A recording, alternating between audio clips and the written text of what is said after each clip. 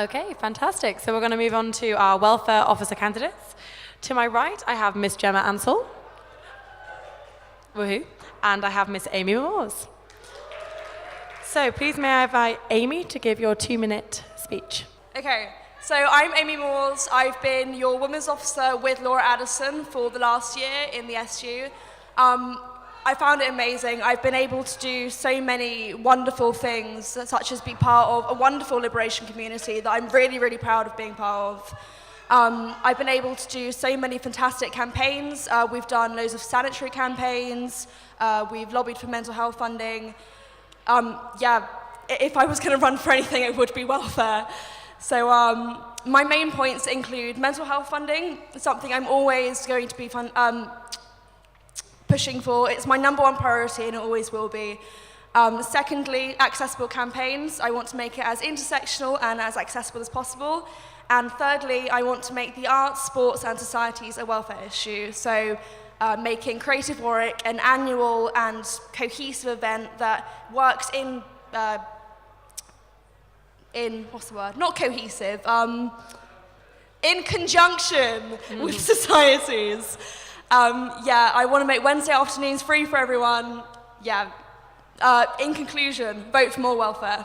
Thanks very much, Amy. Gemma, when you're ready. Hi, I'm Gemma Ansell and I'm running for Welfare and Campaigns Officer this year. I am the Communications Secretary for the Warwick Devils as well as being a Welfare Officer for them, and I've really loved running their campaigns all of this year, so I'm excited to carry that on potentially next year. You may also know me as the girl who puts far too many toppings on your extra special hot chocolate curiosity, but never mind. My main point this year is to improve campus comfort for all, because I want to create a welcoming Warwick. So that includes creating rest and relaxation spaces for us all, increasing kitchen facilities, so microwaves in as many places as possible, and potentially a luggage storage room in the copper rooms too. I also think that one of the biggest issues is the way Warwick tackles sexual and mental health. I think Warwick navigates the word sex as if Miranda on her show goes, so I want to increase education as well as improving mental health. Obviously, we've tried to lobby for increased funding, but I also want to increase just the amount of options available to everyone, so more long-term options. The mental health awareness days are wonderful ideas, but I'd also like to improve the training, like Leo said, for societal and sports officer welfare officers.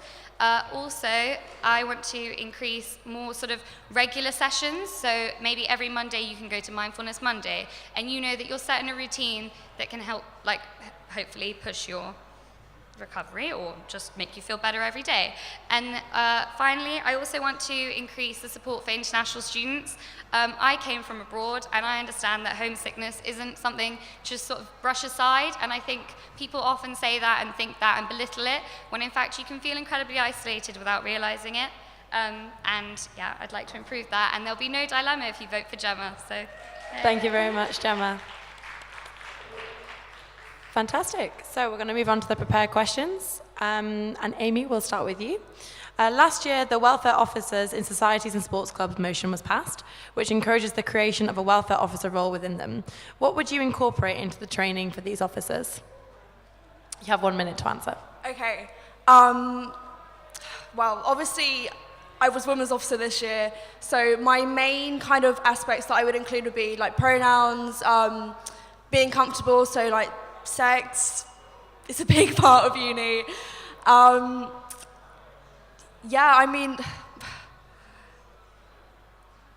Sorry. I think I probably work with the part-time officers in this, in kind of seeing what their main priorities would be and figuring out what we all think would be the best inclusive way to deal with it. Fantastic. Thank you, Amy. Gemma, same question? Of course I can. Last year, the Welfare Officers in Societies and Sports Club motion was passed, which encourages the creation of a welfare officer role within them. What would you incorporate into the training for these officers? Okay. Well, I know it's currently in the process of being made, but I'd love to introduce a resource pack so that even if we do have training, they can then refer back to that training and always have something to turn to in case they need help, because welfare officers, they aren't necessarily professionally trained, but they are trying to help. Also, I'd like mandatory training sessions every term in order to sort of up the training and make sure it's constantly frequent and relevant, because welfare issues change regularly. So I'd like to do that. Fantastic. Thank you, Gemma. Second question. The SU launched We Get Consent at the beginning of term 1. Would you continue this campaign, and what would you do to develop it further? And Gemma, we'll start with you.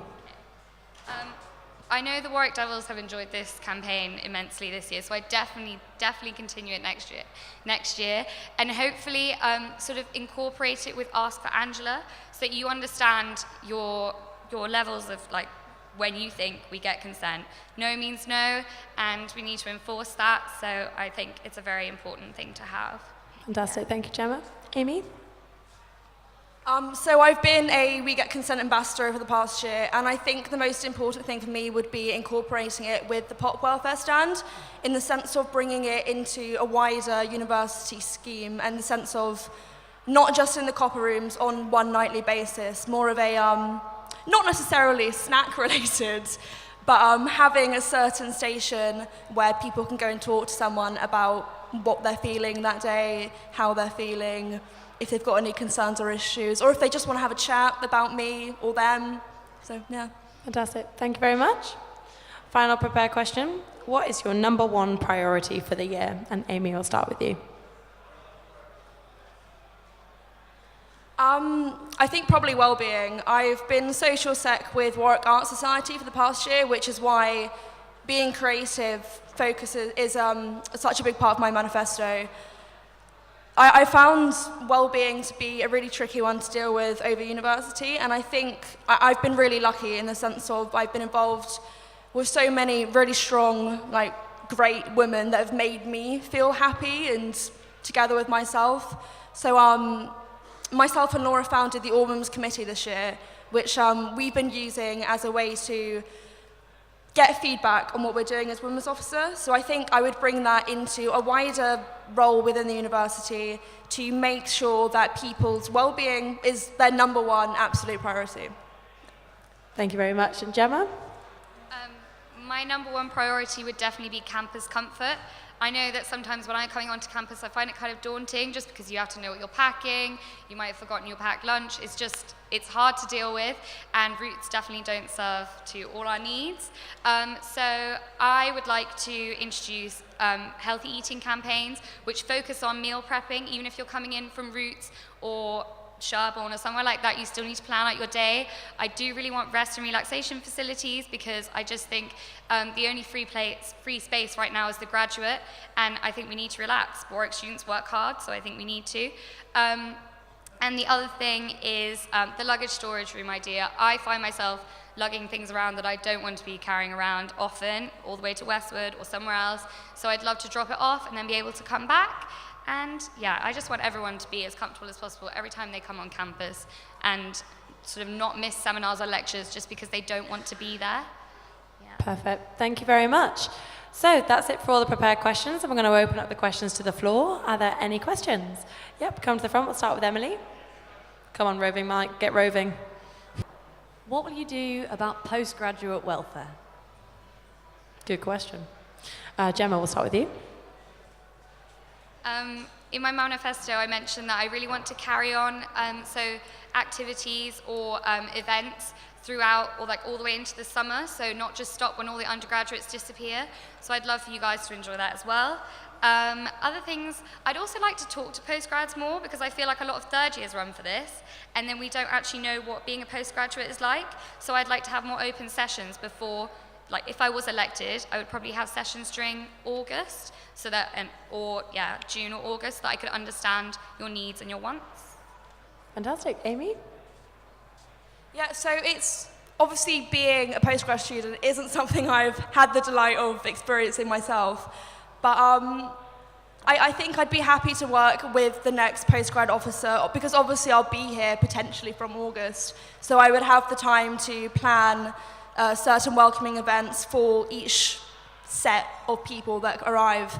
So I think I'd work with the next officer and kind of see what their priorities were for that. Fantastic. Thank you, Amy. Another question? Ryan?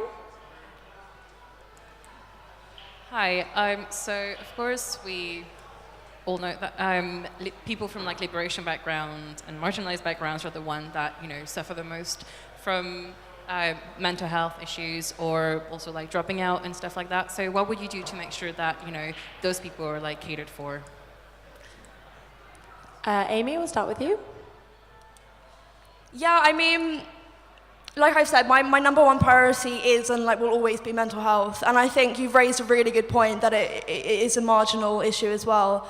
Obviously, my experience in the SU is from that kind of background, so I think I would feel very comfortable talking to the part-time officers. I mean, it's obviously I'm a part-time officer myself, so I recognise that we really do need that connection to do more because we're not paid, we have a degree as well. Yeah, I think in terms of liberation, we would have to work together in that. Thank you very much. Gemma?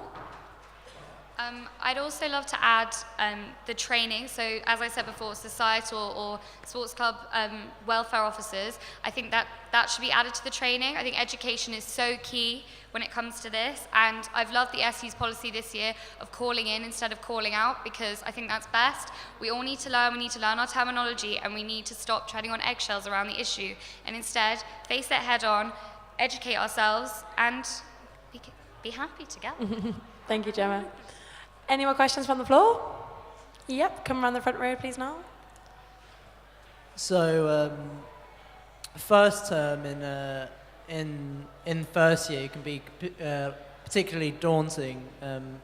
Obviously, coming to a new place and meeting all these people, it can bring up quite hard times. Have you got any ideas for any specific events during that first term for freshers?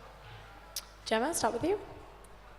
Well, obviously next year we'll have the first ever Freshers Week, which I think will be amazing because then you're not I think week one can be very intimidating for freshers because you're expected to go to taster sessions and things like that straight away without having even met your sort of friend base. So I would also love to hold a crisis cafe or something like that, something along those lines so that freshers know that they can come in and it's another space to meet new people and to talk about potentially the same problems, bond over that and feel like they're not alone because I think that's what you're most afraid of, just being alone when you're a fresher, and they can join forces, talk to each other about it and realise that everyone's basically going through the same thing, I think. Thank you, Gemma. Amy? Yeah, I think on that note, I think it ties into my manifesto point of compulsory personal tutor training in the sense of I really feel like most personal tutors at the moment aren't prepared to talk about well-being and to talk about how you feel outside of your degree. And I really feel like that would play into homesickness.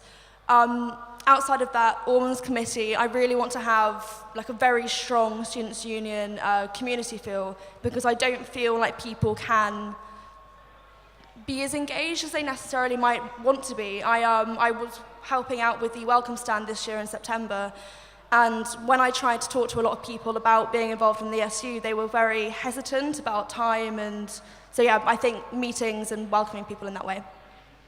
Thank you very much. More questions from the floor? Yep. Sorry for pointing. So the SU can be quite a difficult place to navigate. How do you feel your experience at university would help you navigate the SU and enact your policies? Amy, start with you. Yeah, so as I've mentioned before, I've been Women's Officer the past year. Obviously, it's not just been me. I've been it with Laura, and I really feel like we've both made quite an impact in terms of the campaigns we've run, the women we've affected, and it's been really lovely. And yeah, I think as well, having founded our own committees and having actually talked to people and worked in the circumstance and, you know, spoken to SABs and other part-time officers, and even the people that actually work in the SU outside of elected representatives, I feel very comfortable doing so. Thank you, Gemma. I'd also like to draw the SABs sort of out of their office environment so it becomes more informal and have maybe during Freshers Week, it provides the perfect opportunity to have like a meet the SABs, talk to the SABs, that kind of event, so you understand what every single person on that wall, it's not just a face that you look at when you sort of walk through the SU, but instead you know their role, you know what they're doing for you, and you know what they're working for, and then I think you'll understand who to turn to if you did have an issue. Yeah. Thank you very much. Now come down the front.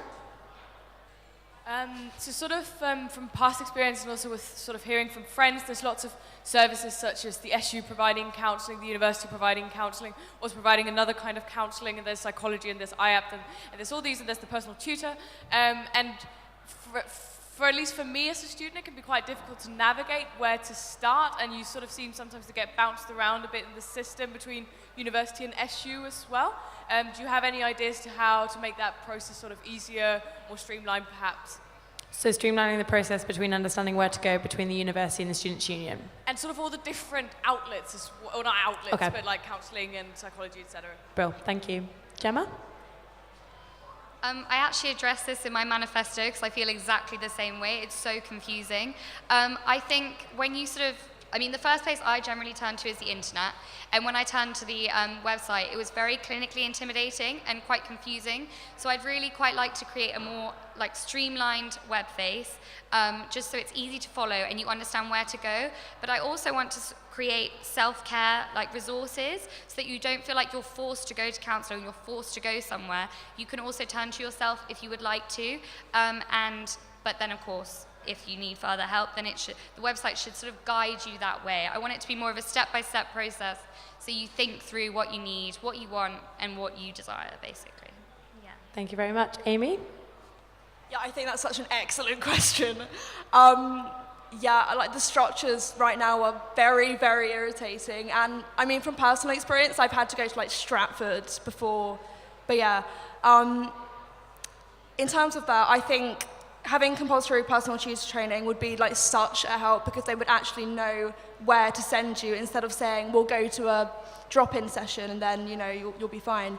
I think as well, I want to have some kind of interdepartmental kind of structure where it's not just one department that might be really good at dealing with mental health, like STEM, humanities. I want there to be some kind of big group where they can all discuss how they want to deal with mental health and student well-being.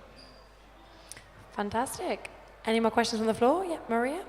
And then Michael. Hello. What will you do to support the LGBTQ community welfare? Sorry, Maria, could you repeat the question? LGBT community welfare. Thank you. What would you do to support the LGBTQA+ community? Gemma, we'll start with you. Like I said before, the calling in instead of calling out, I'd really like to carry that on this year. I feel like I've already said this, but yeah, adding it to the training, because education, I do think, is the biggest issue. I think that we're too afraid to sort of face it in case we get something wrong, we use the wrong terminology. Instead, I just want everyone to be open to it, learn what we need to learn, and then hopefully we can improve it. Yeah. Thank you very much. Amy? Yeah, as someone who doesn't necessarily fit into that community, I would say that I would want to take the initiative to go to Pride and to go to, part-time officers and say, well, what kind of events would you want to have? And what kind of events would you think would be necessary and good? And, calling in, I'm definitely someone who feels very comfortable protecting marginalised voices on campus. So, yeah. Thank you very much. Any more questions on the floor? Oh, sorry, Michael. So it's Welfare and Campaigns Officer. Which campaign are you most excited about carrying on, or even starting a new one for yourself? Oh, sorry, I got excited. Not Reshaping Sport. I was about to say, you better say Reshaping Sport. Amy? I really enjoy doing the pop welfare stand. I've done it quite a few times. I've done it independently as well. I've really enjoyed talking to people, and it's really good to kind of get feedback on what you're doing, just as Women's Officer, but obviously as a Hopeful Welfare and Campaigns Officer. I think it would be really good to kind of continue doing that. The Are You OK campaign as well, I want to make that more creative. As I've said, I'm Social Secretary of Artstalk at the moment, so I would want to have some kind of painting sessions, perhaps in the library. It's how I deal with stress, and it's how I get through university, so yeah. Fantastic. Thank you, Amy. Gemma? Not to copy, but if anyone knows me, I love the pop stand. And I would love to add toast to that. I was saying this earlier, but I kind of want to expand on it. And I also think I really want to improve on Nightline. I think in my first year, it was quite large, and then slowly it's fizzled out, but I think it's incredibly useful, and especially for, as we said before, intimidated freshers, I think it's the first thing you can turn to on campus. So Nightline, yeah. Fantastic, thank you. Ryan?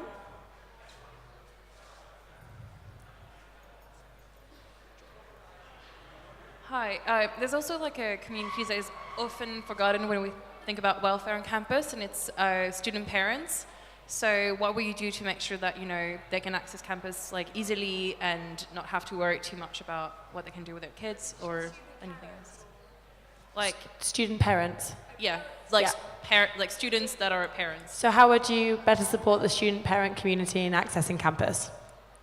Thanks, Ryan. Amy, we'll start with you. Yeah, it's not something I've actually really thought about. I think it would be really cool to maybe have some kind of subsidy, perhaps some kind of link to a local, perhaps in Coventry. I know we have links to a lot of charities there, so it could be cool to kind of develop some kind of subsidy and perhaps some place on campus that we can devote to that. Yeah. Thank you very much. Gemma? Same thing, I hadn't really thought about it, but now that you think about it, a lot of the events you could actually make parent, parent-child sort of accessible, and have specific ones for that. I also think quite often there are baby showers and curiosity and things like that, so I think they cater quite well to child-friendly events, and we could probably carry on a few in there. I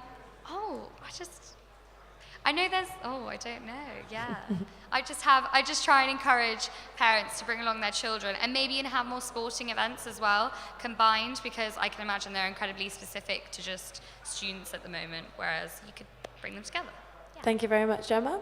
Any more questions from the floor? If not, can we have a big round of applause for our welfare officer candidates? Thank you very much.